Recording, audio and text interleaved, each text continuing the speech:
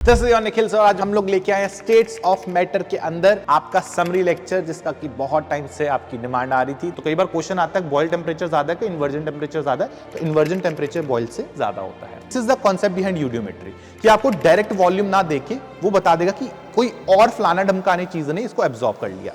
तो eudiometry is nothing just combustion of hydrocarbons, बस एक स्टेप ऐड कर देता है कि वॉल्यूम डायरेक्टली ना देके इनडायरेक्टली देगा।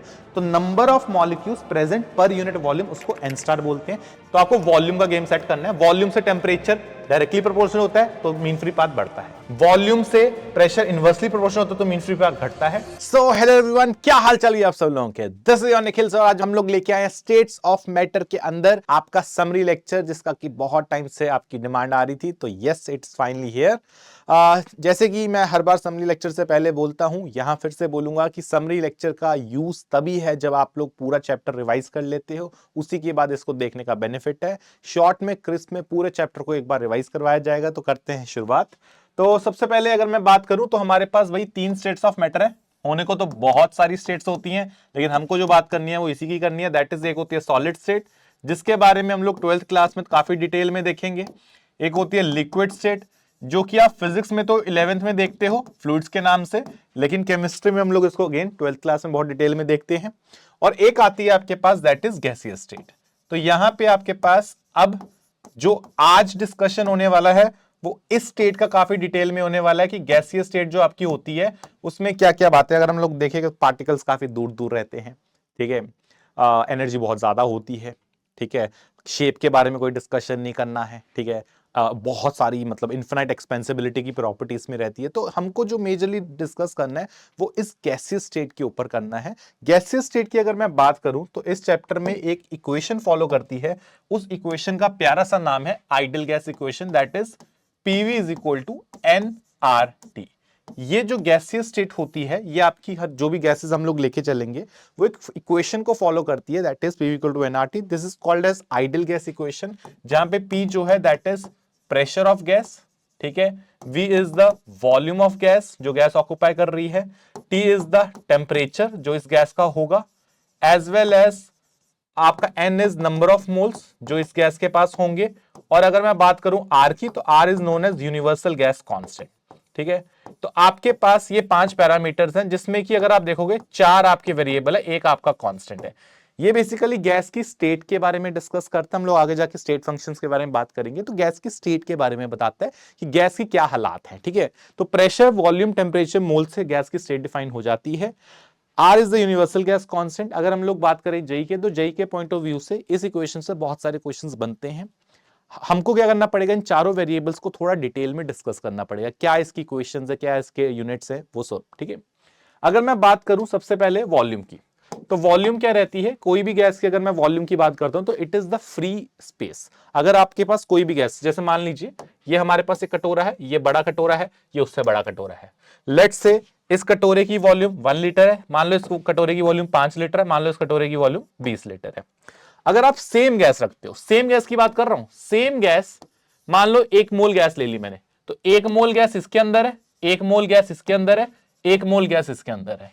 तो गैस डिस्क्रिमिनेट नहीं करती वॉल्यूम्स के बीच में, जितनी भी जगह तुम गैस को दोगे वो उतने के अंदर फैल जाती है। तो अगर मैं यहां पे बात करूं वॉल्यूम ऑफ गैस की, तो वो कितनी हो जाएगी, 1 लीटर। अगर मैं यहां पे बात करूंगा वॉल्यूम ऑफ गैस की, कितनी हो जाएगी, 5 लीटर। अगर मैं यहां बात करूंगा वॉल्यूम ऑफ गैस की, कितनी हो जाएगी, 20 लीटर। तो what ever the free space is occupied through the gas, वो पूरे का पूरा उसको ऑक्युपाई कर लेगी। तो गैस के अंदर इन्फिनाइट एक्सपेंसिबिलिटी रहती है, तो सारी स्पेस को वो ऑक्युपाई कर लेगा, ठीक है। तो ये वॉल्यूम ऑफ गैस जो होती है, it is basically free volume available. जितनी भी फ्री वॉल्यूम गैस को अवेलेबल है, उसके अंदर वो क्या करेगी, अपने आप की वॉल्यूम ऑक्युपाई कर देगी, ठीक है। अगर मैं बात करता हूं इसके यूनिट्स की, तो ये हमारे लिए इंपॉर्टेंट है। अगर आप यूनिट्स की बात करते हो तो ये मैंने ऑलरेडी लिखा हुआ है।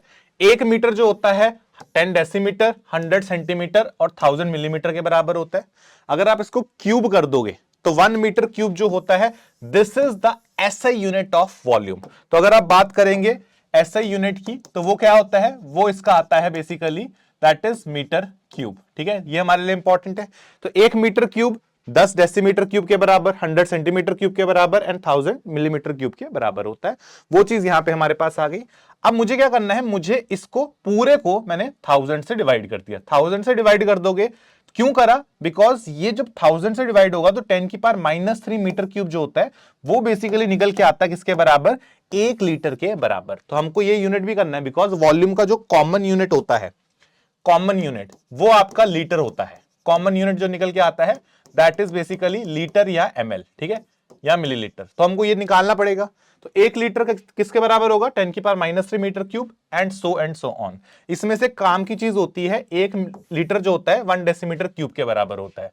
तो आप ये लिख सकते हो 1 litre equal to 1 decimetre cube. और ऐसे ही अगर आप इस पूरे को 1000 से डिवाइड कर देते हो तो हमारे पास 1 ml आ जाएगा। 1 ml का जो काम का फैक्टर होता है वो ये है कि 1 ml जो होता है, ये हमने गड़बड़ कर दी है, यहां पे आएगा 10 की पावर -3। तो दिस इज 10 की पावर -3 डेसीमीटर क्यूब। तो 1 ml जो होता है वो आपका 1 सेंटीमीटर क्यूब के बराबर होता है। तो एक कॉमन यूनिट है, 1 ml जो होता है 1 सेंटीमीटर क्यूब के बराबर होता है।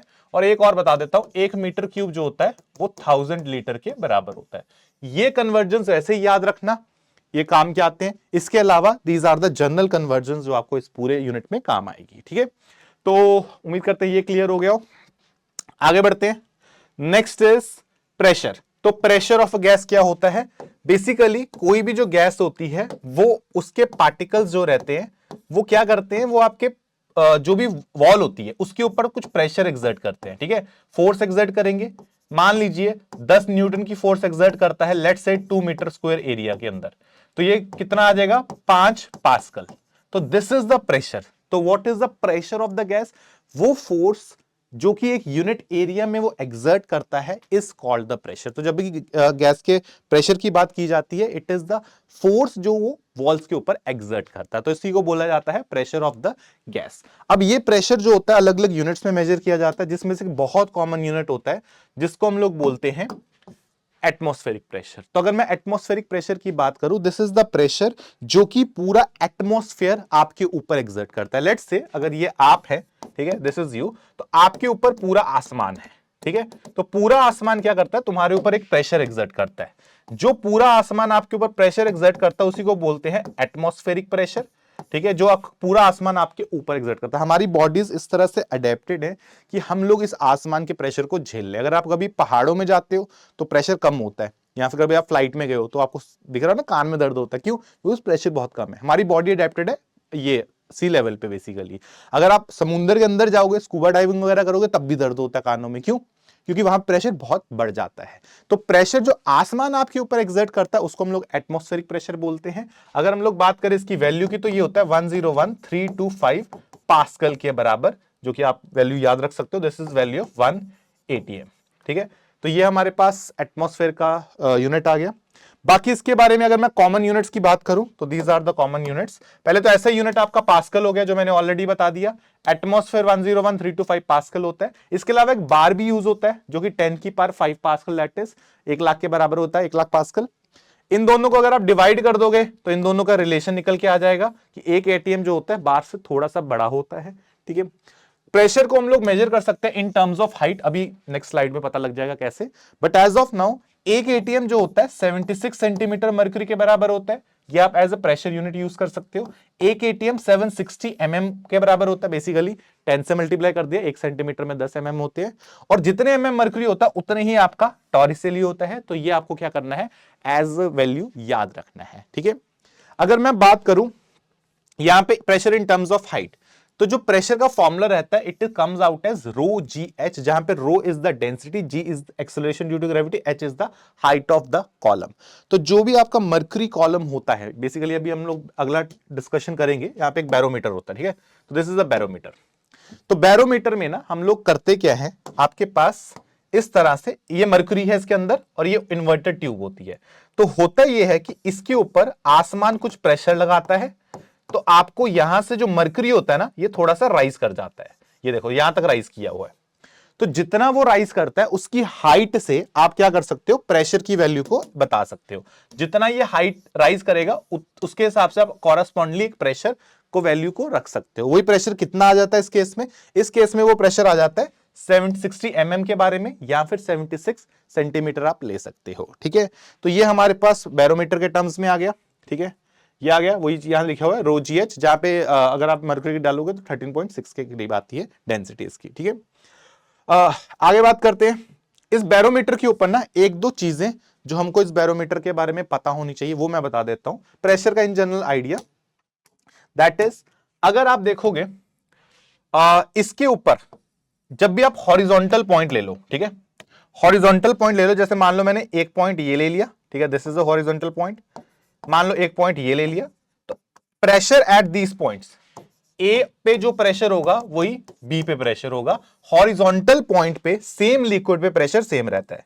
इसी तरह से मान लो ये सी पॉइंट है, इसी तरह से मान लो ये डी पॉइंट है, तो जो प्रेशर सी पे होगा वो प्रेशर डी के बराबर होगा। आप एक तो ये बात कर सकते हो प्रेशर के बारे में। दूसरा, मान लीजिए मुझे यहां पे प्रेशर निकालना है, ये पॉइंट ई है, ठीक है, लेट्स से इसकी हाइट है, लेट्स इसके अंदर मान लेते 10 सेंटीमीटर की। ठीक है, तो अगर मुझे ई पे प्रेशर निकालना है तो मुझे क्या करना पड़ेगा, और ऊपर कुछ नहीं है, तो this is let's say vacuum. ठीक है, वैक्यूम मतलब जीरो प्रेशर। तो अगर मुझे ई पे प्रेशर बताना है तो वो कितना हो जाएगा, pressure at E will be pressure of whatever is the liquid here, जो भी इस पॉइंट पे लिक्विड है इसकी हाइट जो भी ऊपर होगा। जब भी प्रेशर की बात करते हैं उस पॉइंट का प्रेशर उसके ऊपर वाले सब प्रेशर्स का सम होगा।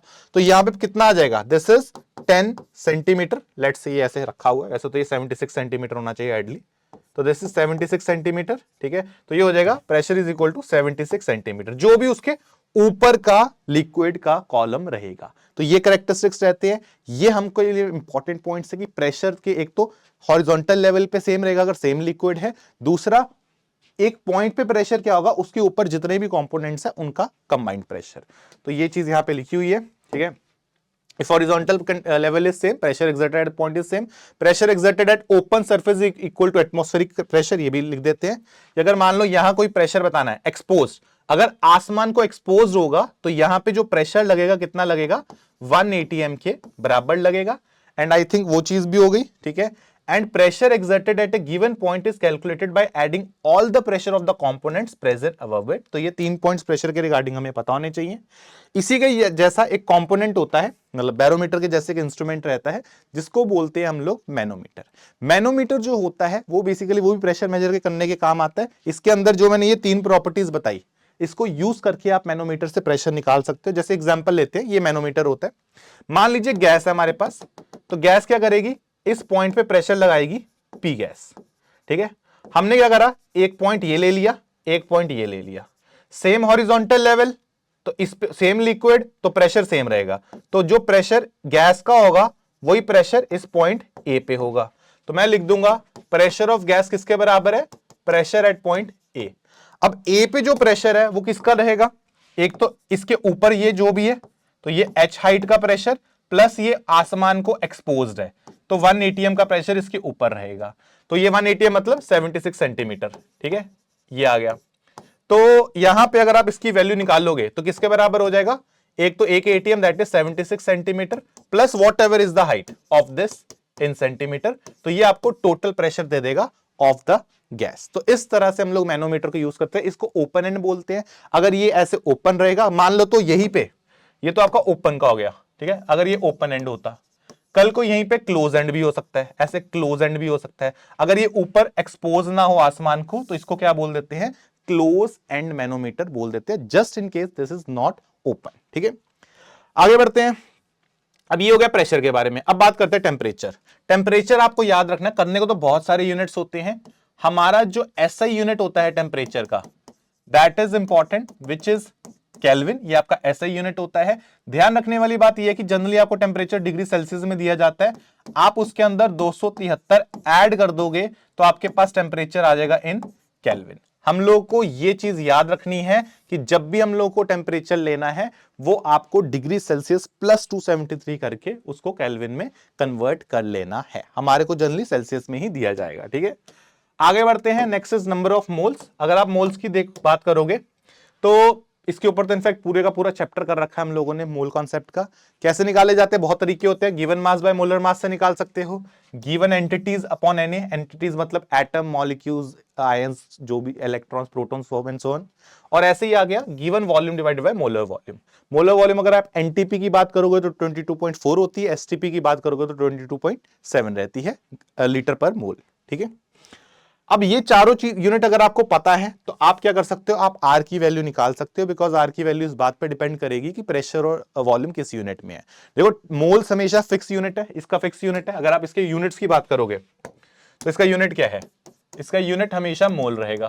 टेम्परेचर का यूनिट हमेशा केल्विन रहेगा, इसका यूनिट हमेशा केल्विन रहेगा। पंगा है आपके प्रेशर और वॉल्यूम, उसके मल्टीपल यूनिट्स होते हैं। तो इसीलिए on the basis of unit, अगर मान लो प्रेशर मेरा पास्कल में है और वॉल्यूम मेरी मीटर क्यूब, ऐसा यूनिट्स, तो उस केस में आर की वैल्यू आती है 8.314 जूल पर मोल केल्विन। इसको अप्रोक्सीमेटली आप 25/3 ले सकते हो। अगर एटीएम और लीटर में लेते हो आप प्रेशर और वॉल्यूम को, तो ये आता है 0.0821 litre ATM mole inverse kelvin inverse, that is 1/12 approximately. Close लाने के लिए, परफेक्ट आंसर नहीं होता। ऐसे ही बार लीटर में ले रहे हो तो ऑलमोस्ट आती है 0.0833, जो कि ऑलमोस्ट 1/12 ले लेते हैं। और मान लो अगर एनर्जी पूरी की पूरी जैसे यहां पे जूल में है, आपको कैलोरी में दे दे, तो ये वैल्यू आती है 1.987 अप्रोक्सीमेटली। 2 से आप आंसर क्लोज निकाल सकते हो। ये वैल्यू हमको याद होनी चाहिए, बिना इसके हम लोगों को पेपर्स में दिक्कत आएगी। ठीक है, वैसे आजकल रिसेंट ईयर में तो क्वेश्चन में वैल्यू दे देता है वो। अब बात करते हैं इसके ऊपर लॉस की। देखो यार, जो ये आइडल गैस था आपकी इक्वेशन, ये इक्वेशन जो हमने शुरू में लिखी P = nRT, ये एक्चुअली 4 लॉ से बन के आती है, जिसमें से सबसे पहला लॉ जो है that is called Boyle's law. Boyle's law क्या बोलते हैं, आपका प्रेशर, मतलब how I do it is कि आप PV = nRT लिख लो। ठीक है, अगर आप देखोगे, अगर इसमें टेम्परेचर और मोल्स कांस्टेंट हो तो देख लो at constant temperature for a given amount of gas, तो moles constant, temperature constant, R हमेशा कांस्टेंट, तो पीवी क्या हो जाएगा, constant, which means pressure is inversely proportional to volume. This is called your Boyle's law. हम इसको इस रूप में याद कर सकते हैं, या फिर कुछ लोग ऐसे लिखते हैं P1V1 = P2V2 = P3V3, so and so on, ऐसे याद कर सकते हो। या फिर आप pressure is equal to K/V terms में याद कर सकते हो, आपकी मर्जी है, जोन सा आपको ठीक लगे। पॉइंट बीइंग कि प्रेशर और वॉल्यूम एक दूसरे से इनवर्स रिलेशन रखते हैं। प्रेशर बढ़ेगा वॉल्यूम घटेगी, वॉल्यूम घटेगी तो प्रेशर बढ़ेगा, सो एंड सो ऑन। इसके ऊपर कुछ आपके ग्राफ्स होंगे, वो ग्राफ्स देख लेते हैं। जैसे सबसे पहला ग्राफ आता है पीवी ग्राफ। अगेन आप इक्वेशन दे सकते हो, P is inversely proportional to V, that is PV क्या हो जाएगा, कांस्टेंट हो जाएगा। और ऐसे ग्राफ की जो इक्वेशन आती है वो कैसे आती है, रेक्टेंगुलर हाइपरबोलिक इक्वेशन आती है। ये अपने दिमाग में रखनी है आपको कि PV की वैल्यू क्या रहेगी आपकी, रेक्टेंगुलर हाइपरबोलिक ग्राफ ये आता है। ठीक है, थोड़ा सा सुंदर बना देता हूं, तो this will look like this. Yes, आगे बढ़ते हैं। अगर मैं PV वर्सेस V का ग्राफ देखूं, फिर वही वाली बात, P is inversely proportional to V, तो PV क्या हो जाएगा, कांस्टेंट। तो जो प्रोडक्ट ऑफ PV है this will be a constant, तो ये वैल्यू यार कुछ आपकी कांस्टेंट रहती है, it will look like this. तो ये ग्राफ आपका कैसा आएगा, परपेंडिकुलर, मतलब एक्स एक्सिस के एकदम पैरेलल रहेगा। आगे बढ़ते हैं, next is P versus 1/V। तो pressure is inversely proportional to volume, pressure is equal to 1/V times some constant K। तो Y is equal to mx रूप का ग्राफ रहेगा, मतलब ये कुछ ऐसा ग्राफ रहेगा आपका। ठीक है, it will look like this, straight line passing through the, मतलब ये हो गया पैरेलल, ये एक्स एक्सिस से पास कर रहा है, y is equal to mx passing through origin बोल लो आप, कि ओरिजिन से पास कर रहा है स्ट्रेट लाइन। और ऐसे ही इसका एक ग्राफ आएगा ये वाला, that is log P versus log V। अब इसको कैसे करेंगे, P is equal to K/V, तो इसको PV is equal to K, तो log ले लो, log P plus log V equal to log K। Solve कर लोगे तो log P बराबर minus log V plus log K, तो ये आ जाएगा y equal to mx plus c। Slope negative, intercept positive, कुछ ग्राफ ऐसा दिखेगा आपको। ठीक है, I hope this is clear to everyone. आगे बढ़ते हैं। अब इसी तरह से ग्राफ आपके चारों में रहेंगे। ठीक है, आगे और भी लॉ आने वाले हैं। चार्ल्स लॉ की अगर मैं बात करूं, अगेन इक्वेशन लिखूंगा, PV is equal to nRT। For at constant pressure, pressure हटा दो, for given amount of gas, moles हटा दो, आर हटा दो, तो वॉल्यूम क्या हो जाएगी, inverse directly proportional to temperature. यहां से आ जाएगा V is equal to KT, या फिर आप लिख सकते हो V1/T1 equal to V2 upon T2 so and so on. तीनों में से कोई भी रूप अगर आपको याद है आपका काम हो जाएगा। वैसे मैं बार बार बोलता हूं कि हम लोग इंडिविजुअल लॉज के ऊपर ना जाके हम लोग स्पेसिफिकली आइडियल गैस इक्वेशन के ऊपर फोकस करेंगे। आगे बढ़ते हैं। अगर मैं ग्राफ की बात करूं V इंटू टी तो क्या हो जाएगा, फिर वही वाली बात, volume is directly proportional to temperature, तो volume is equal to KT। तो straight line passing through origin, ये आपका ग्राफ रहेगा। ठीक है, ये हो गया। आगे बढ़ते हैं, ये टेम्परेचर, हाँ एक चीज और, टेम्परेचर जो हमेशा लेंगे आप वो केल्विन में होना चाहिए, this is important.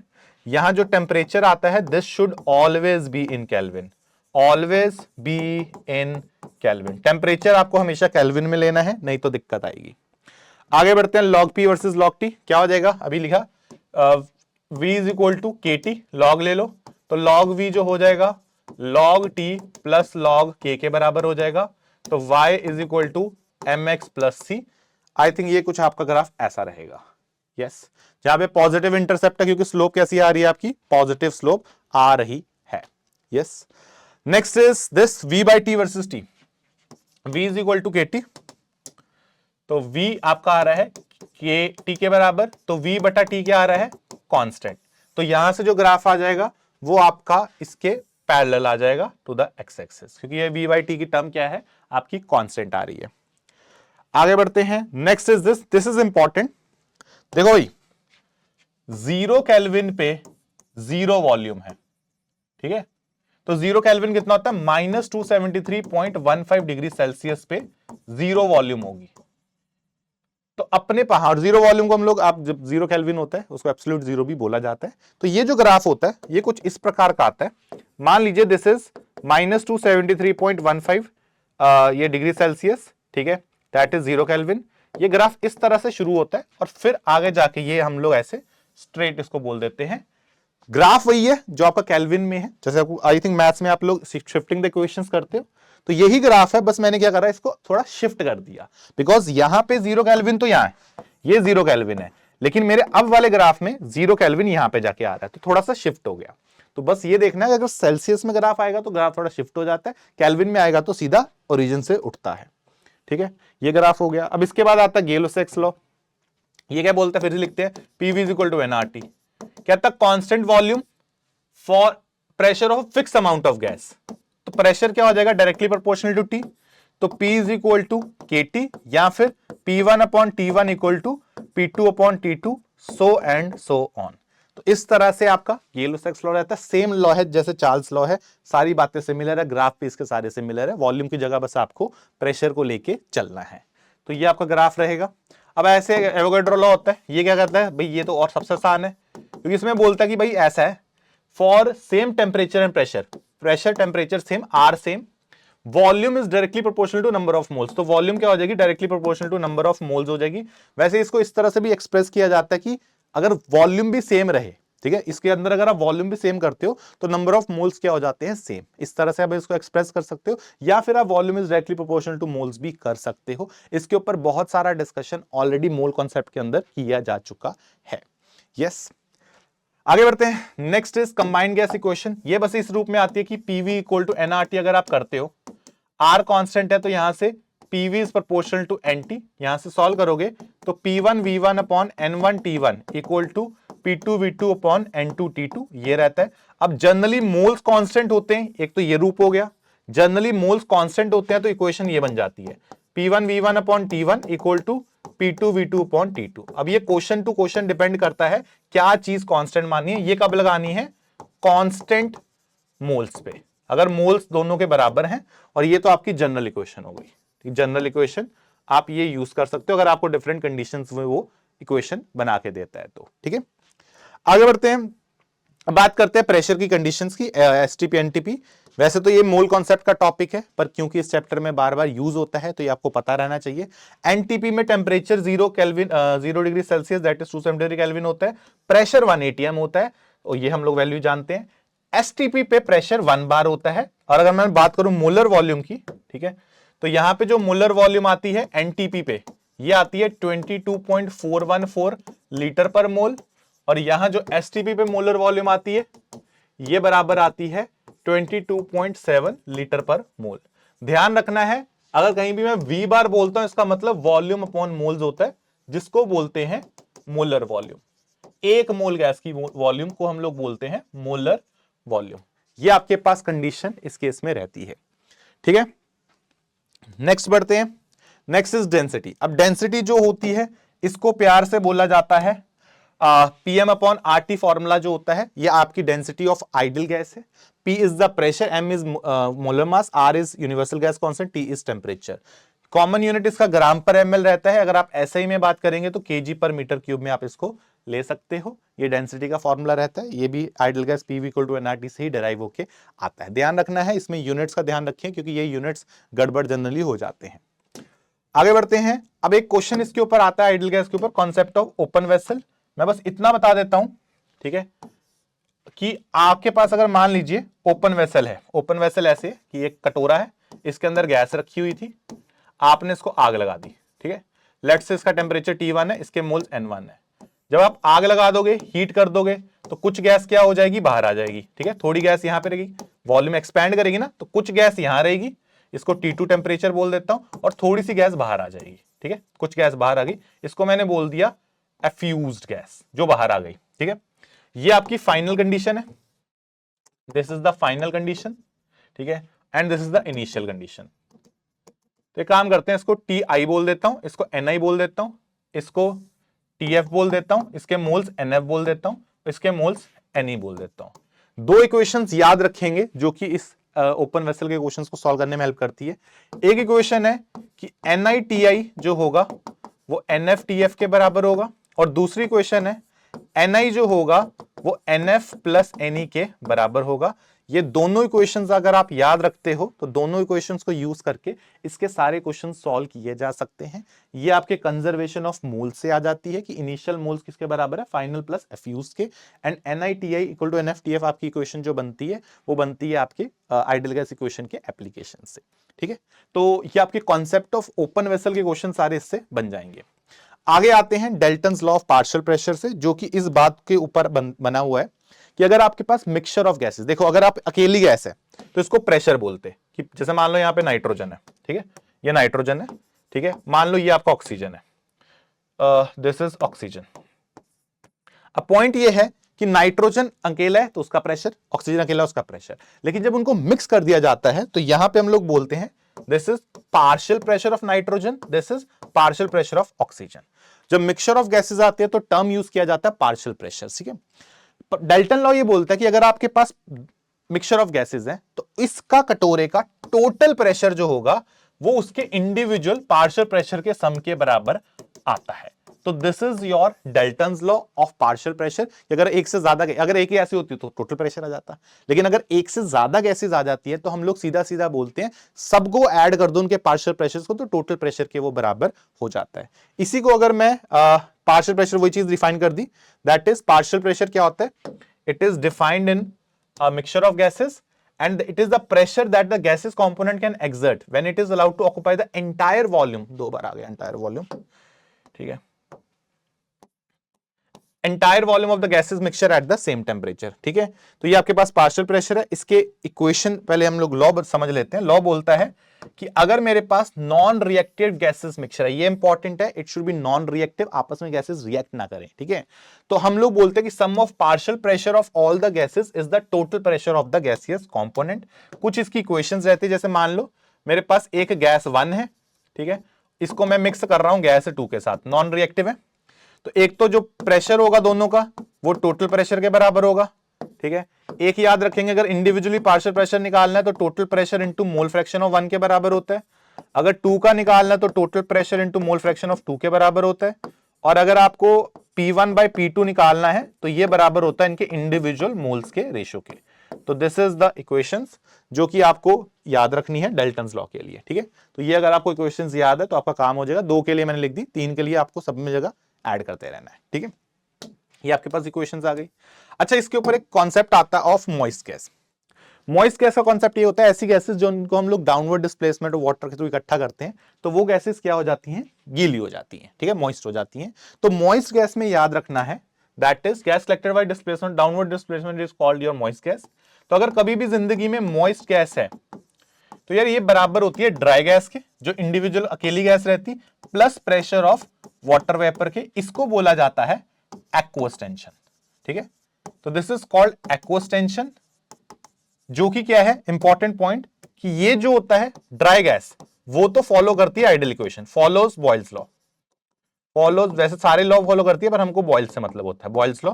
Where as जो वाटर वेपर का प्रेशर होता है does not follow the law, does not follow Boyle's law. ठीक है, ये बस याद रखना, बिकॉज इसके ऊपर क्वेश्चन बन जाते हैं बॉयल्स लॉ, क्योंकि आपके पास ह्यूमिडिटी वगैरह के क्वेश्चंस बन जाते हैं, तो वो हम सारे क्वेश्चंस इसके थ्रू सॉल्व कर सकते हैं।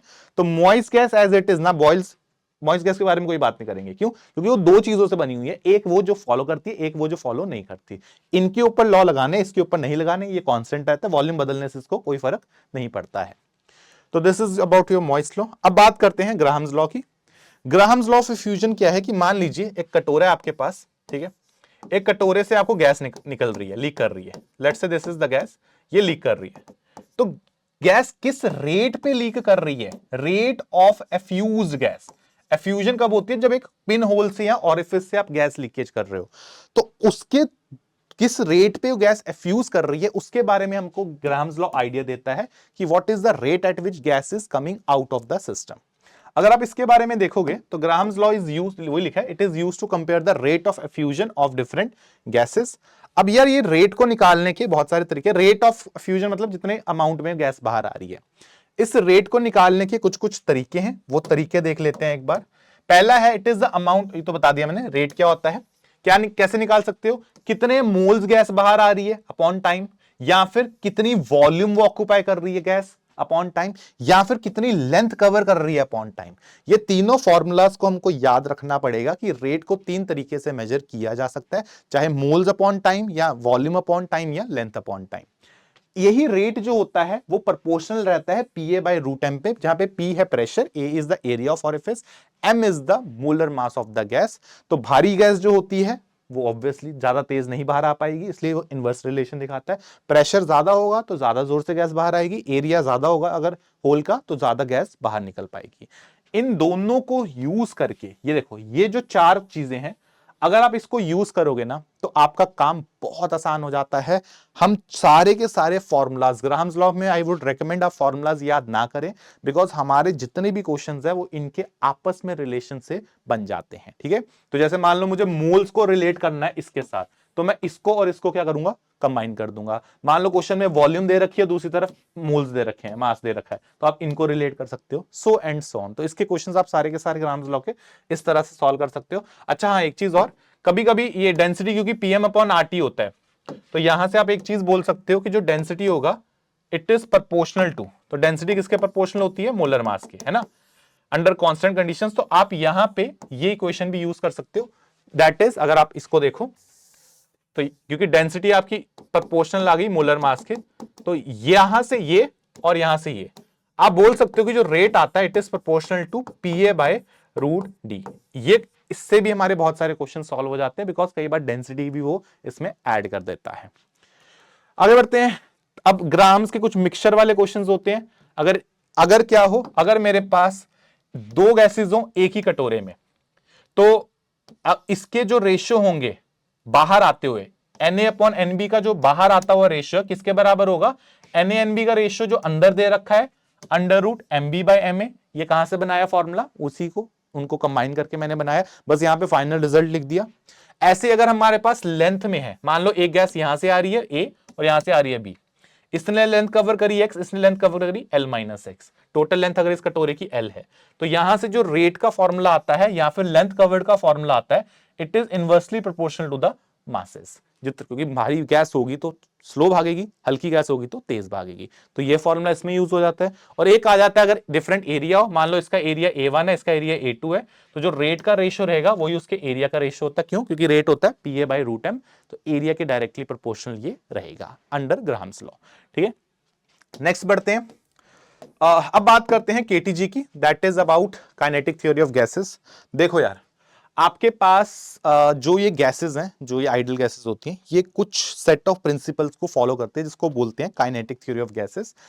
आइडिया ये है कि ये सारे के सारे जो गैसेस होंगी ये इन स्टैंडर्ड रूल्स को फॉलो करेंगी, जो भी आइडल गैस रहेगी। पहला रूल ये है कि gases are in constant state of random motion, मतलब आपकी जो गैस रहेगी, मान लो ये कटोरा है, तो गैस कहीं भी जा सकती है, इधर हो सकती है ये गैस, इधर जा सकती है, इधर जा सकती है, तुम्हें नहीं पता, it is completely random, no one knows about it, और ये मूव करती रहेगी, कभी रेस्ट नहीं करेगी। ठीक है, आगे बढ़ते हैं।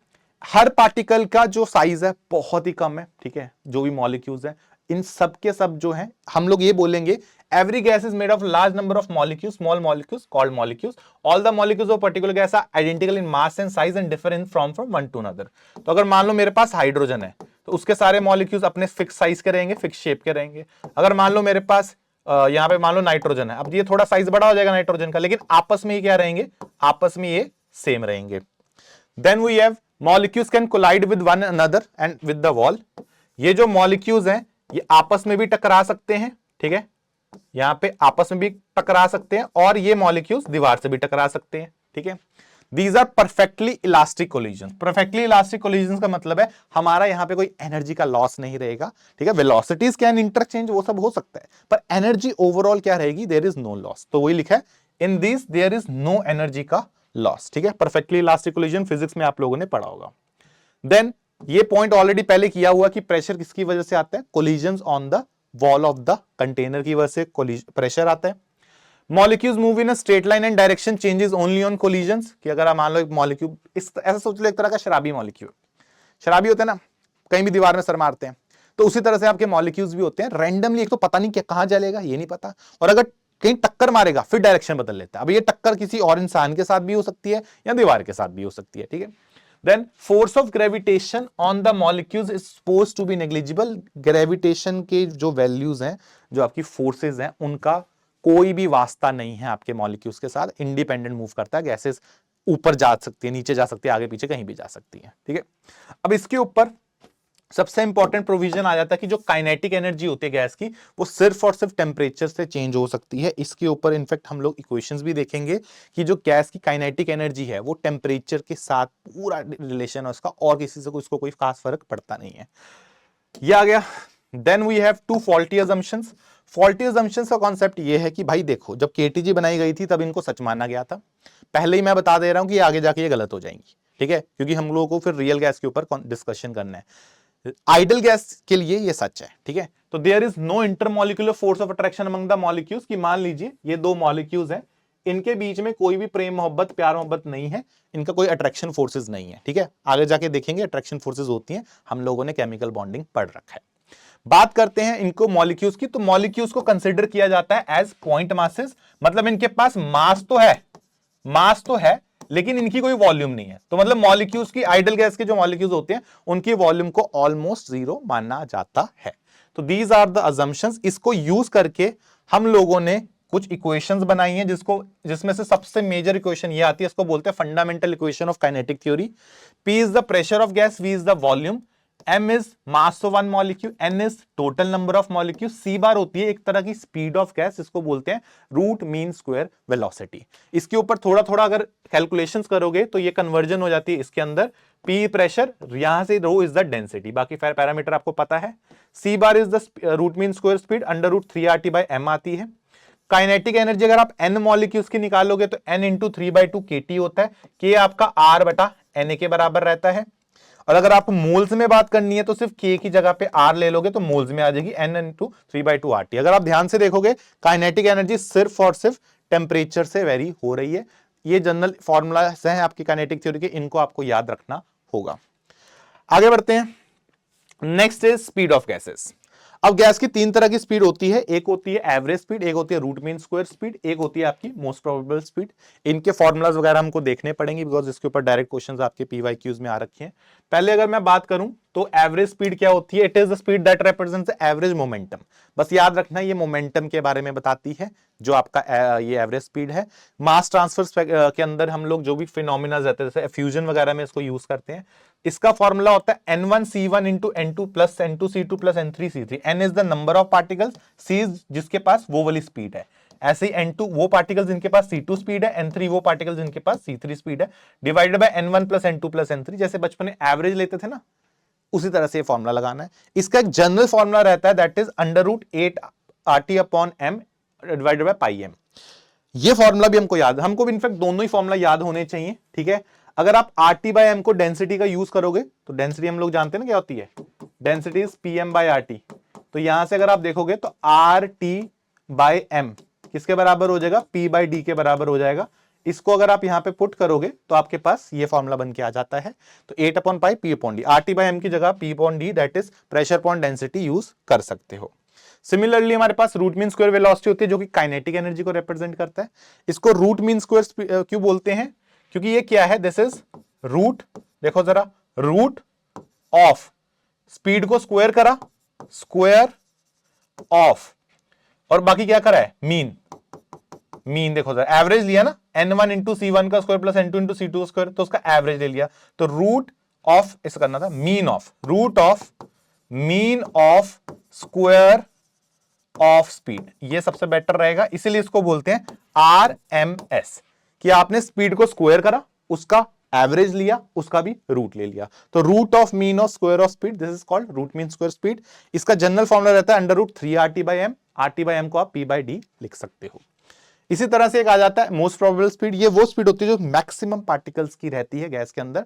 फॉर्मूला √2 RT बाय m रहेगा या √2 इंटू P बाय D रहेगा। इनका रेशियो के क्वेश्चंस कई बार आए हैं, तीनों के रेशियो के क्वेश्चंस आगे रहते हैं, ठीक है। तो याद रखना, C एवरेज सबसे, हाँ रेशियो अगर निकालोगे तो C जो मोस्ट प्रोबेबल है सबसे कम होता है, फिर C एवरेज होता है, फिर C RMS होता है। और अगर आप इनका रेशियो ले लोगे तो ये C most probable ratio C average ratio C RMS, ये वैल्यू निकल के आती है √2 रेशियो √8 बटा पाई रेशियो √3, ठीक है। ये काम की चीजें हैं। इसी के ऊपर एक ग्राफ बनता है ऑफ बोल्ट्जमैन डिस्ट्रीब्यूशन कर्व, जो कि स्पीड के पार्टिकल्स के बारे में होता है। यहां पे मेंशन किया जाता है फ्रैक्शन ऑफ मॉलिक्यूल्स, ठीक है, और इधर हम लोग बनाते हैं इसकी स्पीड। तो यहां पे स्पीड मेंशन होती है।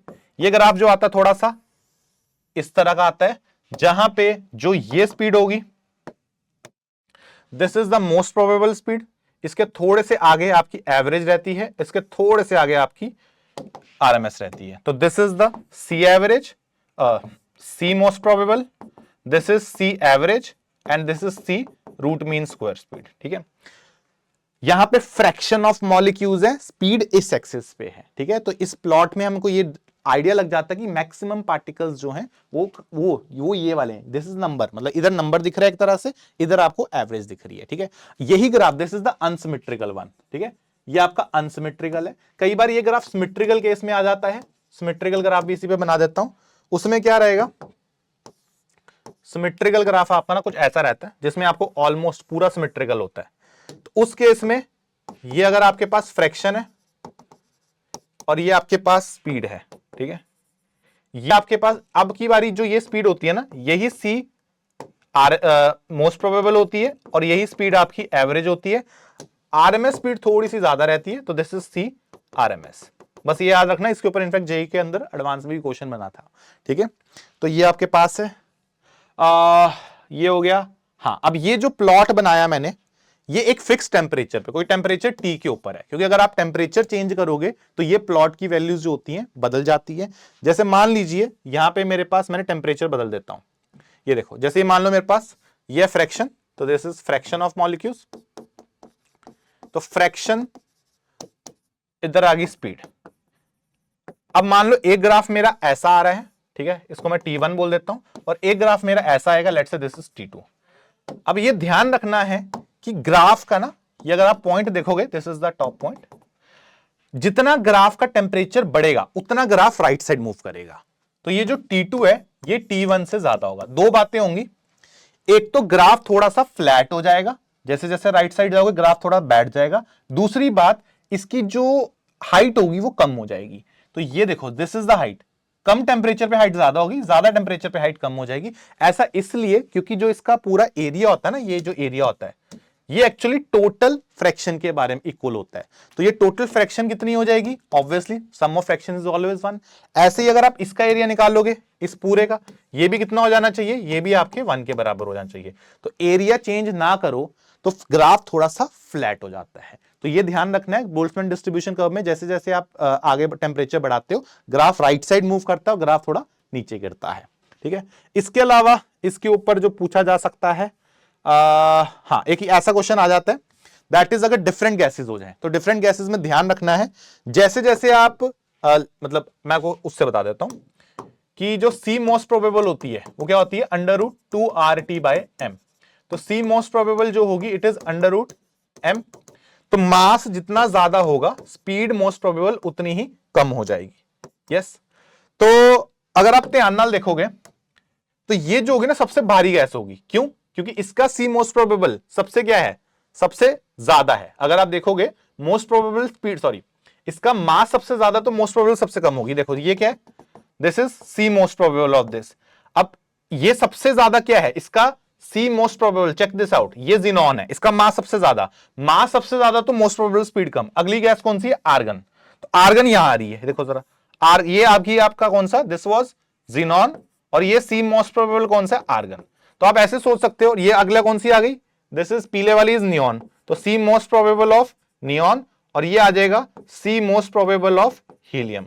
तो जैसे जैसे आप राइट साइड जाओगे ग्राफ डिफरेंट गैसेस पे ग्राफ क्या हो जाता है, कम होता जाता है। मतलब हल्की गैस राइट साइड रहेगी, भारी गैस लेफ्ट साइड रहेगी।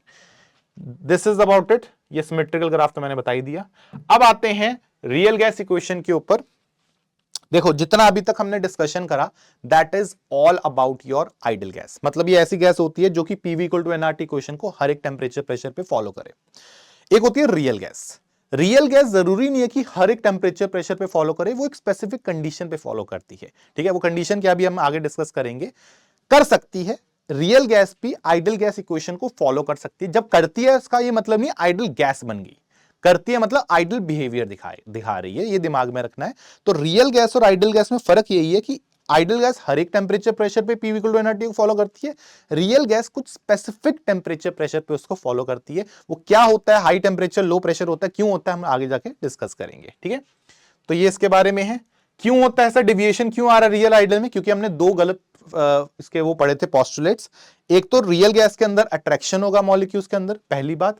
दूसरा, रियल गैस के अंदर जो पार्टिकल साइज है हम लोग पॉइंट मास नहीं ले सकते, क्योंकि रियल गैस के मॉलिक्यूल्स कुछ ना कुछ जगह ऑक्यूपाई करेंगे। इन दोनों को मद्देनजर रखते हुए हम लोग एक इक्वेशन बनाते हैं जिसको बोलते हैं वैन डर वाल इक्वेशन फॉर रियल गैस, जो कि होती है P + A × n² / v² × v - nb = nRT। जहां पे बाकी सब तो आई थिंक पैरामीटर तुम समझ रहे हो, ए और बी जो होते हैं ना, ए और B, these are the new parameters. ये होते हैं एक्चुअली वैन डर वाल करेक्शन कांस्टेंट्स। ए हम लोग प्रेशर को ठीक करने के लिए करते हैं, बी हम लोग वॉल्यूम को ठीक करने के लिए करते हैं। अगर आप इसमें V/n को रख दो V बार, जो कि मोलर वॉल्यूम होती है, तो आपकी यही इक्वेशन इस रूप में कन्वर्ट हो जाती है। ठीक है, जहां पे आई थिंक कॉमन सेंस है, V/n को V बार रखना है। ठीक है, चलिए अब ये हो गया। अब इसके कांस्टेंट्स के ऊपर बात कर लेते हैं, क्योंकि कांस्टेंट्स के ऊपर भी कई बार क्वेश्चन बनता है। तो वैन डर वाल कांस्टेंट एक क्या है, क्योंकि ये कांस्टेंट है तो ये वेरिएबल्स के ऊपर डिपेंड नहीं करेगा। It depends upon the nature of the gas and it is a measure of intermolecular force of attraction. जितनी फोर्स ऑफ अट्रैक्शन ज्यादा होगी उतना ही आपका एक ही वैल्यू ज्यादा होगी। फोर्स ऑफ अट्रैक्शन के बारे में ऑलरेडी हम लोग डिस्कस कर चुके हैं केमिकल बॉन्डिंग नामक चैप्टर में। तो यहां पे आप दिमाग में रखेंगे कि जो फोर्स ऑफ अट्रैक्शन है, ऑर्डर आई थिंक जानते हो, पोलर फोर्सेस सबसे ज्यादा होती हैं, फिर नॉन पोलर रहती है। नॉन पोलर के अंदर अगर आपके पास कोई पोलर बॉन्ड है, जैसे अगर मैं एग्जांपल दूं इसका, तो बहुत अच्छा एग्जांपल इसका मिथेन होता है। देखो जरा, पोलर बॉन्ड्स हैं पर ओवरऑल नॉन पोलर है। ठीक है, और नॉन पोलर बिल्कुल जिसमें कोई भी पोलर बॉन्ड नहीं है, इसका एग्जांपल जैसे H2 हो गया, कोई भी नॉन पोलर बॉन्ड, ये कोई भी पोलर बॉन्ड नहीं है, सो एंड सो ऑन। तो ये ऑर्डर रहता है फोर्सेस का। ठीक है, पोलर के अंदर भी एक स्पेसिफिक फोर्सेस आते हैं, उनको बोलते हैं हाइड्रोजन बॉन्डिंग, जो कि बहुत तगड़ी फोर्स होती है। इनफैक्ट ये इतनी तगड़ी होती है कि ये ना ऑलमोस्ट 3 टाइम्स मोलर मास के बराबर हो जाती है। अगर जैसे मान लो एग्जांपल देता हूं कि अगर अमोनिया मेरे पास, उसके अंदर हाइड्रोजन बॉन्डिंग होती है, उसका मास 17 होता है, पर इसका इफेक्टिव मास जो आ जाता है वो 17 × 3 दैट इज अप्रोक्सीमेटली 51 के आसपास आ जाता है। तो ये 51 के नॉन पोलर के बराबर हो जाती हैं। ये बस मैं आपको आइडिया दे रहा हूं कि इस तरह से आप इसको यूज कर सकते हो। बाकी अगर ये फोर्सेस सेम हो जाए, अगर फोर्सेस सेम हो जाए तो हम लोग ऑर्डर यूज करते हैं मास का, कि जितना ज्यादा मास उतनी ज्यादा ए वैल्यू। और अगर ये भी सेम हो जाए कि फोर्स भी सेम है मास भी सेम है, तो हम लोग यूज करते हैं कि सरफेस एरिया का, जिसका सरफेस एरिया ज्यादा होगा उसका ए वैल्यू भी ज्यादा होगी। This is about pressure correction. ठीक है, तो ये हो गया। अच्छा, ये प्रेशर करेक्शन का यूज आगे अगले टॉपिक में आता है जो कि ईज ऑफ लिक्विफेक्शन होता है। तो the greater the value of van der Waals constant a, the greater is the ease of liquefaction होना चाहिए था यहां पे, the greater is the ease of liquefaction. ठीक है, तो जो ए होता है या ऐसे लिख देता हूं, ईज ऑफ लिक्विफेक्शन, ठीक है, दिस इज प्रोपोर्शनल टू ए। ए ज्यादा होगा तो ईज ऑफ लिक्विफेक्शन ज्यादा होगी, ये आगे जाके हम लोग पढ़ेंगे ऐसा क्यों होता है। Then let's talk about volume correction. Volume correction की अगर मैं बात करूं तो van der Waals constant B doesn't change with pressure, वो तो सेम हो गया, डिपेंड्स ऑन द नेचर, जैसे ए के बारे में वैसे बी के बारे में। बी जो होता है इसको बोला जाता है मेजर ऑफ एक्सक्लूडेड वॉल्यूम, या हम इसको को वॉल्यूम का नाम भी देते हैं। इसकी वैल्यू निकालने के लिए एक मॉलिक्यूल की निकालनी है तो it is 4 into volume of one molecule. ठीक है, एक मॉलिक्यूल जितनी जगह लेता है टाइम्स 4, और अगर Na मॉलिक्यूल्स की निकालनी, मोल्स की, एक मोल की निकालनी है तो इसको पूरे को Na से मल्टीप्लाई कर दोगे तो आपके पास मोल्स की वैल्यू आ जाती है। ये तो अगर निकालने का तरीका, आइडिया रखना है कि जितना किसी का पार्टिकल का साइज ज्यादा होगा उतना बी वैल्यू ज्यादा होगी, वही चीज यहाँ पे रखी हुई है। तो इसको निकालते कैसे हैं कि साइज ऑफ मॉलिक्यूल, साइज बढ़ा तो बी वैल्यू बढ़ा। अब साइज में कई बार पार्टिकल्स आ जाते हैं, तो जितने ज्यादा पार्टिकल्स होंगे उतना बी वैल्यू ज्यादा होगा, क्योंकि ज्यादा पार्टिकल्स होंगे तो ज्यादा स्पेस ऑक्युपाई करेंगे। या फिर अगर बाकी पैरामीटर्स कांस्टेंट है तो आप मोलर मास से निकाल सकते हो, जैसे हीलियम और नियॉन का निकालना है, सब कुछ सिमिलर है। ठीक है, पार्टिकल साइज भी मॉलिक्यूल का आप तो साइज से भी कर सकते हो। ठीक है, लेकिन हाँ आप मास से भी उसको निकाल सकते हो, क्योंकि अगल को हमारे पास कुछ भी ना बाकी पैरामीटर्स कांस्टेंट है तो आप नंबर ऑफ मोलर मास से उसको कैलकुलेट करा सकते हो। ठीक है, बट ये कब लगाना है, जब बाकी सब पैरामीटर कांस्टेंट हो। ठीक है, अब इसके ऊपर एक आता है कंप्रेसिबिलिटी का फैक्टर। ठीक है, कंप्रेसिबिलिटी जो टर्म है, ठीक है, एक तो कंप्रेसिबिलिटी फैक्टर लगा है, कंप्रेसिबिलिटी होती है, इट इज जस्ट कि वॉल्यूम का चेंज डिवाइडेड बाय प्रेशर का चेंज, इस रेशियो को हम लोग बोलते हैं कंप्रेसिबिलिटी। दिमाग में बस रखते हुए कि जो कंप्रेसिबिलिटी होती है ये बी के इनवर्सली प्रोपोर्शनल रहती है। कहीं भी क्वेश्चन आ जाए तो बस बी वैल्यू को उल्टा कर दोगे तो कंप्रेसिबिलिटी का आपको रेशियो मिल जाएगा। ठीक है, तो वही लिखा है, greater the B value lesser is the compressibility of the gas. ठीक है, अब हमारे को वही वैन डर वाल इक्वेशन जो है उसको देखना है, जो वैन डर वाल इक्वेशन मैंने आपको कराई उस इक्वेशन को देखना है अंडर डिफरेंट प्रेशर कंडीशंस। तो दो कंडीशंस ले लेते हैं। पहले वेरी हाई प्रेशर, तो अगर आपके पास बहुत ज्यादा प्रेशर है, मैं इस टर्म में लिख रहा हूं V bar minus B equal to R T, तो आपके पास बहुत प्रेशर है तो एक ट्रिक होती है, this is just the trick. आप क्या करो, ए को जीरो रखा करो, ए जीरो कर दोगे तो this is P into V bar minus B equal to R T. ये आपकी क्वेश्चन रह जाएगी अंडर वेरी हाई कंडीशन। तो अगर मेरे पास बहुत ज्यादा कंडीशन है तो मैं क्या कर सकता हूं, मैं इस इक्वेशन को यूज करके इसकी कंडीशन को सेट कर सकता हूं। I hope this is clear to everyone. Yes, आगे बढ़ते हैं। Next is very low pressure, इस केस में बी जीरो रख लेना, तो P plus a upon V bar का square into V bar minus B equal to R T. तो अगर आप बी जीरो रख दोगे तो ये आ जाएगा P plus a upon V bar का square into V bar equal to R T. तो ये आपके पास इक्वेशन आ जाएगी। अगर आप ये इक्वेशन यूज करते हो तो आपके सारे के सारे मामले सेट हो जाएंगे। ठीक है, आगे बढ़ते हैं। वैसे इसको आप पीवी बार भी कर सकते हो, मल्टीप्लाई कर दो तो वो आपके हिसाब से जो भी आपको ठीक लगे। ठीक है, next is under low pressure and high temperature, यहां पे ए भी जीरो कर दो, बी भी जीरो कर दो, तो P plus a upon V bar का square into V bar minus B equal to R T. ये भी जीरो, ये भी जीरो, तो इक्वेशन बन गई PV bar equal to R T.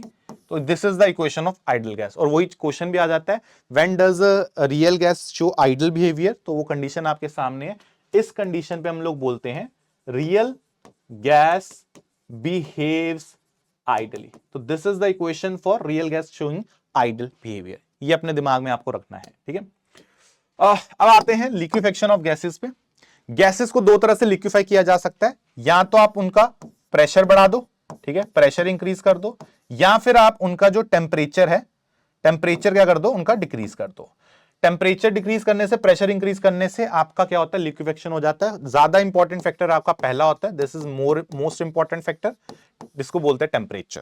ठीक है, तो अब टेम्परेचर जो होता है, there is something called critical temperature, एक ऐसा टेम्परेचर जिसके ऊपर अगर आप टेम्परेचर रखते हो तो आप कभी भी गैस को लिक्विफाई नहीं कर सकते। तो temperature above which a gas can never be liquefied by applying pressure is known as critical temperature. अगर टेम्परेचर इसके बराबर होगा, कंडीशन होती है फॉर लिक्विफेक्शन, तो this is the condition for liquefaction. वो क्या है कि आपका जो टेम्परेचर होना चाहिए should be less than equal to critical temperature. इसके कम होगा या इसके बराबर भी होगा तो चल जाएगा, इसके ऊपर हुआ तो लिक्विफाई नहीं होगा। This is called critical temperature. इसके फॉर्मूला जो होता है इट इज 8a/27 RB। हर एक टर्म को हम लोग ऑलरेडी डिस्कस कर चुके हैं। यूनिट इसका ऑब्वियसली केल्विन होगा, ठीक है, केल्विन में निकल के आएगा। अब प्रेशर होता है, अच्छा ये भी है, gas with greater critical temperature is easier to liquefy. आप लोग समझ आ रहा है, अगर आप ईज ऑफ लिक्विफेक्शन देखोगे, क्वेश्चन ऐसे आ जाते हैं, तो ये प्रोपोर्शनल होता है क्रिटिकल टेम्परेचर के, जो प्रोपोर्शनल होगा 8a/27 RB के। तो ए ज्यादा होगा, ऑलरेडी डिस्कस कर चुके हैं, ए ज्यादा तो ईज ऑफ लिक्विफेक्शन ज्यादा, बी कम तो ईज ऑफ लिक्विफेक्शन ज्यादा, ठीक है। तो ये आपका फॉर्मूला, इसके ऊपर बहुत सारे क्वेश्चंस आपके पास आ जाते हैं, ठीक है। ऐसे ही एक और चीज बताता हूं, एब्जॉर्प्शन भी इसी के ऊपर होती है कि जितना ये क्रिटिकल टेम्परेचर ज्यादा होता है उतनी एब्जॉर्प्शन ज्यादा अच्छी होती है, ठीक है।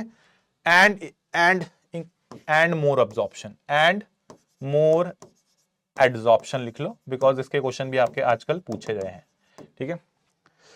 Next is critical pressure. वो प्रेशर, अगर आप क्रिटिकल टेम्परेचर कंडीशन पे हो तो क्रिटिकल टेम्परेचर पे, ठीक है, वो प्रेशर जिस पे कम से कम प्रेशर जिस पे लिक्विफेक्शन हो जाए। Minimum pressure to be applied to liquefy a gas, liquefy a gas at critical temperature is known as critical pressure.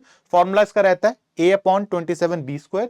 Unit obviously क्या रहेगा, अगर हम कॉमन यूनिट लेंगे तो इसका हम लोग यूनिट लेते हैं ATM, ठीक है, कॉमन यूनिट हम लोग ATM यूज करते हैं इसके लिए। और क्रिटिकल प्रेशर और क्रिटिकल टेम्परेचर पे अगर आप रखते हो किसी की गैस को, उस पे जो भी उसकी वॉल्यूम आती है उसको बोलते हैं क्रिटिकल मोलर वॉल्यूम, जो कि किसके बराबर होती है, 3B के बराबर होती है। यूनिट क्या आ जाएगा, लीटर पर मोल। तो दिस इज लीटर पर मोल, क्योंकि मोलर वॉल्यूम की बात हो रही है, ठीक है।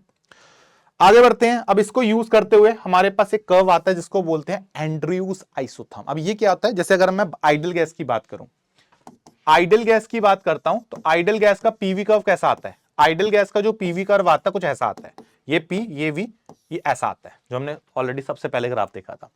लेकिन अगर मैं रियल गैस की बात करता हूं तो रियल गैस में कर्व ऐसा हाई टेम्परेचर पे तो होता है, ठीक है, it will be at high temperature.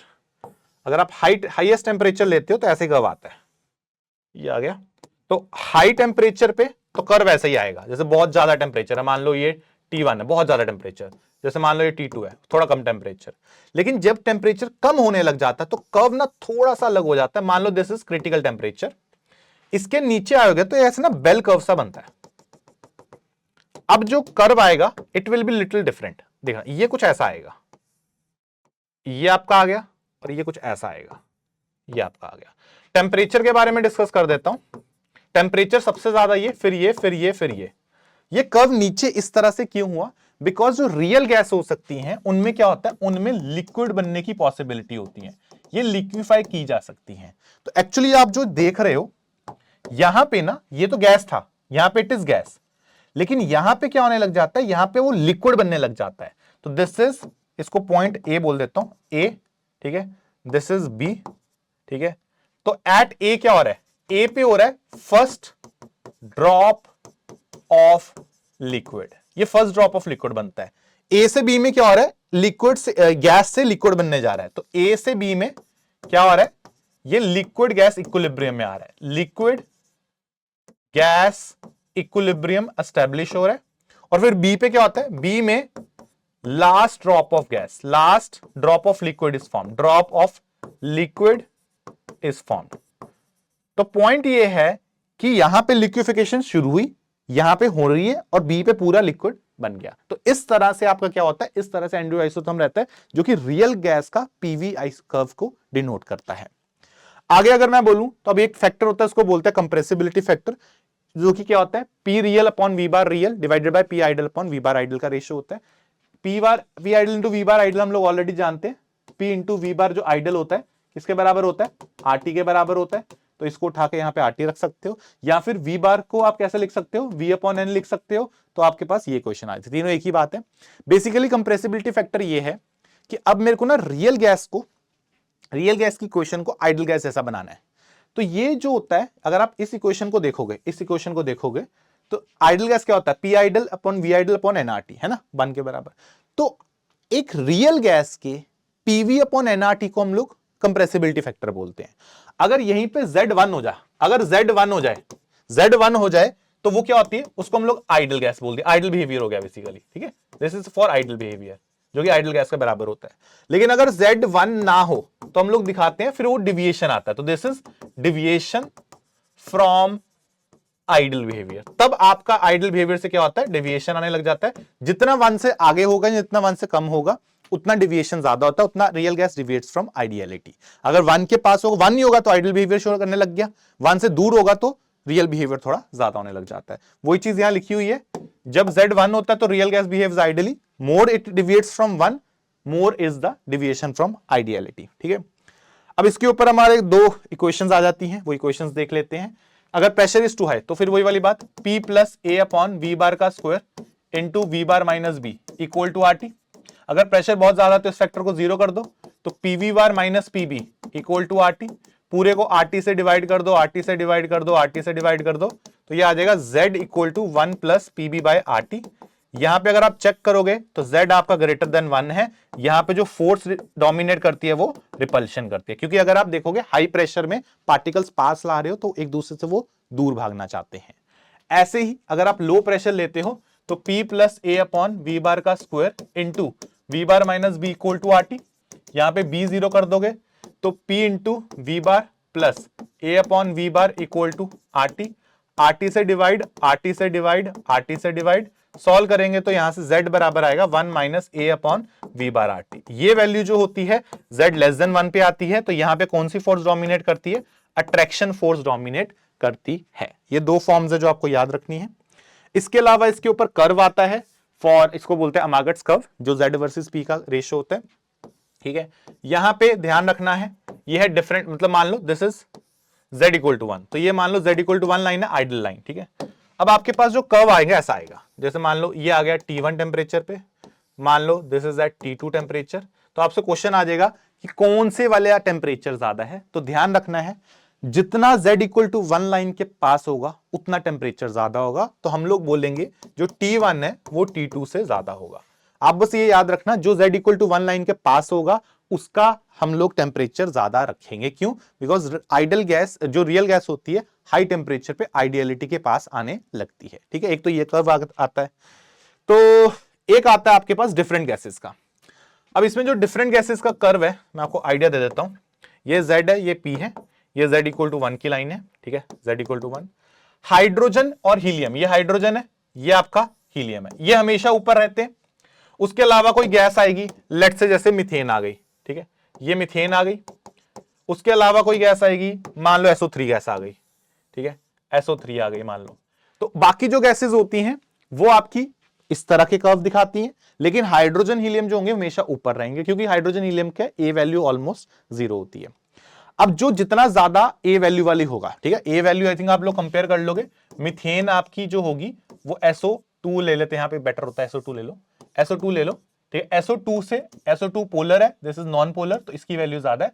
तो जिसका ए वैल्यू ज्यादा हो गया उसका डिविएशन ज्यादा होगा। तो आप देखो जरा, ये ग्राफ नीचे भी ज्यादा आ रहा है, ये ग्राफ ऊपर भी ज्यादा जा रहा है। इसका ए वैल्यू कम थी तो ये थोड़ा Z के पास रहेगा, और हाइड्रोजन हीलियम हमेशा ऊपर रहेंगे। इस तरह से आपके पास डिफरेंट गैसेस का ये कर्व रहता है। ये सब मेन पॉइंट्स यहां पे मैंने लिखे हुए हैं, इसको आप रीड कर सकते हो। ठीक है, extent of deviation is upon A value, जितना ए वैल्यू ज्यादा होगा उतना एक्सटेंट ऑफ डेविएशन ज्यादा होगा, ए को ज्यादा डोमिनेंस हम लोग देते हैं। ठीक है, this is what is main part of the chapter. अब कुछ ऐसे टॉपिक्स जो उतने ज्यादा आजकल नहीं पूछे जाते हैं, इनको डिस्कस कर लेते हैं। इतना नहीं पूछा जा रहा रिसेंट ईयर में, ठीक है, मेन जितना पूछे जा रहे थे वो आपको डिस्कस हो गए। एक होता है बॉयल्स टेम्परेचर, एक ऐसी रेंज होती है जहां पर real gas ideal behaviour show करती है।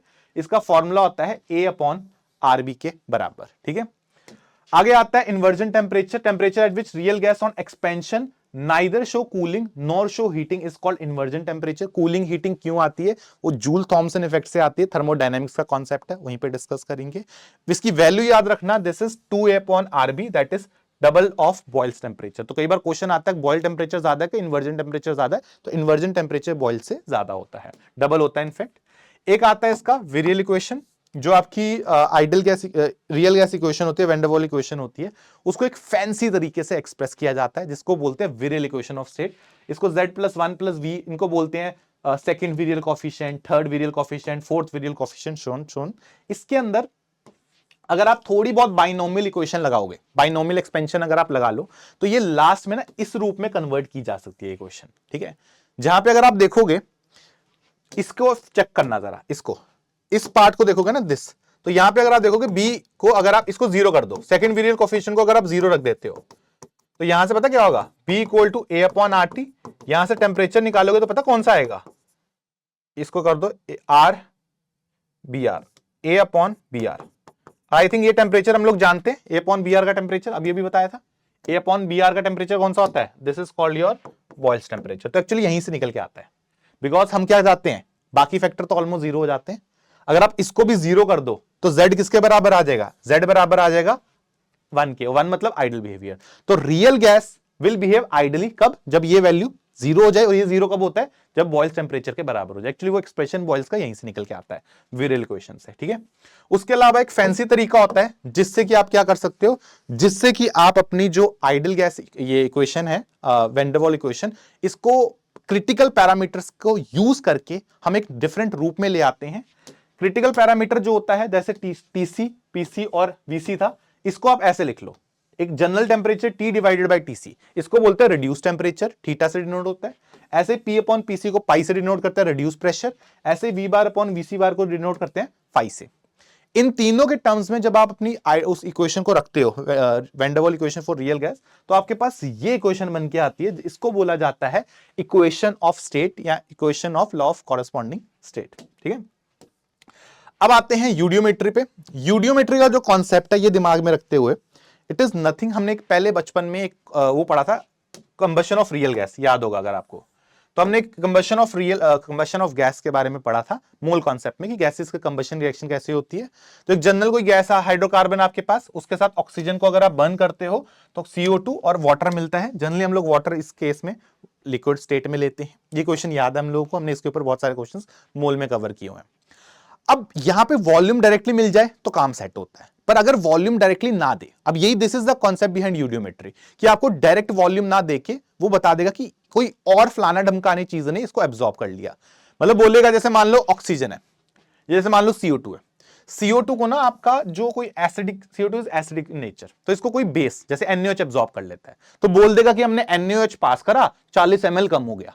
तो आपको सोचना ये होता है कि 40 ml वॉल्यूम किसकी होगी, CO2 की होगी। तो eudiometry is nothing, just combustion of hydrocarbons, बस एक स्टेप ऐड कर देता है कि वॉल्यूम डायरेक्टली ना देके इनडायरेक्टली देगा। तो जैसे अगर NaOH यूज करके मेरी वॉल्यूम 40 ml कम होती है, तो CO2 की वॉल्यूम 40 हो गई।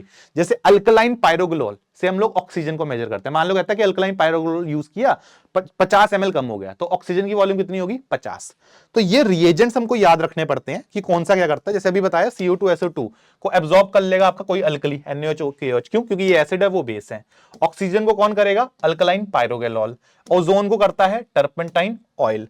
CO या C2H2 वगैरह रहेंगे तो ammoniacal, Cu2 Cl2 cuprous chloride. Ammonia को कॉपर सल्फेट सोल्यूशन के साथ बहुत जबरदस्त कॉम्प्लेक्स बनता है, या आप कोई भी, क्योंकि बेस है तो आप कोई भी एसिडिक सोल्यूशन ले सकते हो। इसी तरह से नाइट्रोजन जनरली तो हम लोग कई बार इनर्ट ही मानते हैं, पर अगर हीटेड मैग्नीशियम है तो वो भी इसको एब्जॉर्ब कर लेता है। अगर आप NO की बात करोगे, बहुत कम आता है, तो FeSO4 सोल्यूशन से आप इसको एब्जॉर्ब कर सकते हो। पानी को जनरली हम लोग इग्नोर ही करते हैं, क्योंकि पानी जनरली हम लोग लिक्विड स्टेट में लेके चलते हैं, ठीक है। ये हो गया। वैसे कई बार इसके लिए वो भी यूज कर लेता है कोई भी ड्राइंग एजेंट, ठीक है, तो आप वो ले सकते हो। अब इसके अलावा हमारा कोलिजन फ्रीक्वेंसी बचा है, तो कोलिजन थ्योरी एक आता है, ठीक है। कोलिजन थ्योरी इज जस्ट कि पार्टिकल्स जो टकराते हैं, वो जब टकराने के बाद किस तरह से उसके कोलिजन्स को काउंट करने की बात हो जाती है। तो इसमें एक नंबर आता है, उसको बोलते हैं कोलिजन नंबर, कि मतलब मान लो एक तरह का शराबी है, तो एक शराबी रूम में चल रहा है, तो एक बंदा कितने कोलिजन करता है, एक मॉलिक्यूल कितने कोलिजन करता है एक सेकंड में, उसको बोलते हैं कोलिजन नंबर। Z1 या NC से डिनोट करते हैं, तो number of collision suffered by one molecule in 1 second किसके बराबर होता है, दिस इज द फॉर्मूला। इसको Z1 से डिनोट करते हैं, √2 इंटू पाई, पाई तो आपका नॉर्मल हो गया, into the sigma square. Sigma square यहां पे डिनोट कर दिया, इसको बोला जाता है collision diameter, into V average आपका वही पहले वाली वेलोसिटी है, into N star. N star एक नया पंगा है। N स्टार क्या है, एक यूनिट वॉल्यूम में कितने मॉलिक्यूल्स प्रेजेंट हैं, तो number of molecules present per unit volume, उसको N स्टार बोलते हैं। ये टर्म्स के रिस्पेक्ट में आपके कोलिजन नंबर, 3 टर्म्स हमें पता होने चाहिए, एक तो कोलिजन नंबर, एक कोलिजन फ्रीक्वेंसी, एक मीन फ्री पाथ।